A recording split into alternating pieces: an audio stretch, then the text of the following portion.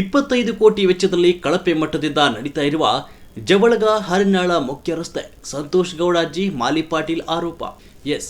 ಯಡ್ರಾಮಿ ತಾಲೂಕಿನ ಜವಳಗ ಹರಿನಾಳ ಮುಖ್ಯ ರಸ್ತೆಯು ಪಿಡಬ್ಲ್ಯೂಡಿ ಇಲಾಖೆಯಿಂದ ಅಂದಾಜು 25 ಕೋಟಿ ರೂಪಾಯಿ ವೆಚ್ಚದಲ್ಲಿ ಡಾಂಬರೀಕರಣ ರಸ್ತೆ ನಡೆಯುತ್ತಿದ್ದು, ಅದರ ಜೊತೆಗೆ ರಸ್ತೆಯ 2 ದಂಡೆಗೆ 2.5 ಮೀಟರ್ ರಸ್ತೆಯ ಸುಧಾರಣೆ ಮಾಡಿ ಉಳಿದ 7 ಮೀಟರ್ ಡಾಂಬರೀಕರಣ ರಸ್ತೆ ಮಾಡಬೇಕು ಅಂತ ಅಂದಾಜು ಪತ್ರಿಕೆಯಲ್ಲಿದೆ.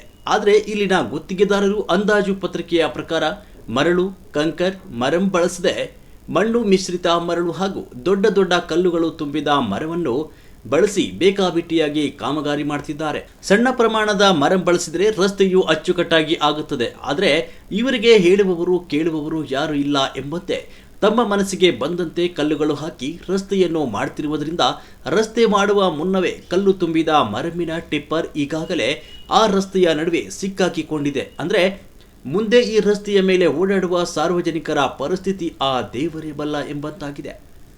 ಈ ಒಂದು ಕಾಮಗಾರಿಯಲ್ಲಿ ಗುತ್ತಿಗೆದಾರ, ಪಿಡಬ್ಲ್ಯೂಡಿ ಅಧಿಕಾರಿ, ಎಡಬ್ಲ್ಯೂ ತಜ್ಮುಲ್ ಹುಸೇನ್ ಎಲ್ಲರೂ ಶಾಮೀಲಾಗಿ ಕಳಪೆ ಮಟ್ಟದ ರಸ್ತೆಯನ್ನು ಮಾಡ್ತಿದ್ದಾರೆ. ಆದ್ದರಿಂದ ಕೂಡಲೇ ಉನ್ನತ ಮಟ್ಟದ ಅಧಿಕಾರಿಗಳ ಇ ತಂಡವನ್ನು ರಚಿಸಿ ಕಾಮಗಾರಿ ವೀಕ್ಷಣೆ ಮಾಡಿ ಈ ಒಂದು ಕಳಪೆ ಕಾಮಗಾರಿಯಲ್ಲಿ ಶಾಮೀಲಾಗಿರುವ ಅಧಿಕಾರಿಗಳ ಮೇಲೆ ಸೂಕ್ತ ಕಾನೂನು ಕ್ರಮ ಕೈಗೊಂಡು ಉನ್ನತ ಮಟ್ಟದ ರಸ್ತೆಯನ್ನು ನಿರ್ಮಿಸಲು ಸೂಚಿಸಬೇಕಂತ ಕರ್ನಾಟಕ ರಾಜ್ಯ ರೈತ ಸಂಘ ಹಾಗೂ ರೈತ ಸೇನೆ ಜಿಲ್ಲಾ ಕಾರ್ಯಾಧ್ಯಕ್ಷರಾದ ಸಂತೋಷ್ ಗೌಡಾಜಿ ಮಾಲಿ ಪಾಟೀಲ್ ಅವರು ಗಂಭೀರವಾಗಿ ಆರೋಪಿಸಿದ್ದಾರೆ.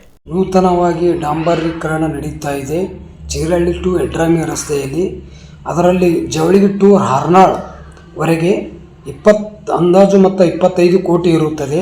ಅದರಲ್ಲಿ ಗುತ್ತಿಗೆದಾರರ ಟಿಪ್ಪರೇ ಆ ರಸ್ತೆಯಲ್ಲಿ ಸಿಕ್ಕಾಕೊಂಡು ಬಿದ್ದಿದೆ. ಈಗ ರಸ್ತೆ ಮಾಡಿ ಹೋದ ನಂತರ ತಿರುಗಾಡು ವಾಹನಗಳು ಸಿಹಿಬೀಳಲ್ಲತ್ತು ಏನು ಗ್ಯಾರಂಟಿ? ದುರಸ್ತೆಯಾಗಿ ರಸ್ತೆ ಮಾಡುತ್ತಿದ್ದಲ್ಲ, ಕಳಪೆ ಮಟ್ಟ ಕಾಮಗಾರಿ ಮಾಡುತ್ತಿದ್ದಾರೆ.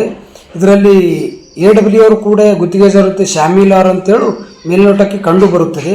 ಯಾಕಂದರೆ ಒಂದು ದಿನಾನು ಬಂದು ಸ್ಥಳಕ್ಕೆ ಬಂದು ಪರಿಶೀಲನೆ ಮಾಡಿರೋದಿಲ್ಲ ಎಡಬ್ಲ್ಯೂ ಅವರು.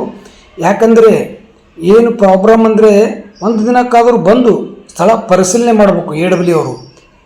ಇವರು ಬರದೇ ಇರೋ ಕಾರಣ ಗುತ್ತಿಗೆದಾರರು ಕಲ್ಲು ಮತ್ತು ಮಣ್ಣನ್ನು ಹಾಕಿ ಡಾಂಬರೀಕರಣ ರಸ್ತೆ ಮಾಡುತ್ತಿರುವಲ್ಲಿ ಇದ್ದಾರೆ ಎಂದು ಗಂಭೀರ ಆರೋಪ ಮಾಡುತ್ತಿದ್ದೇವೆ.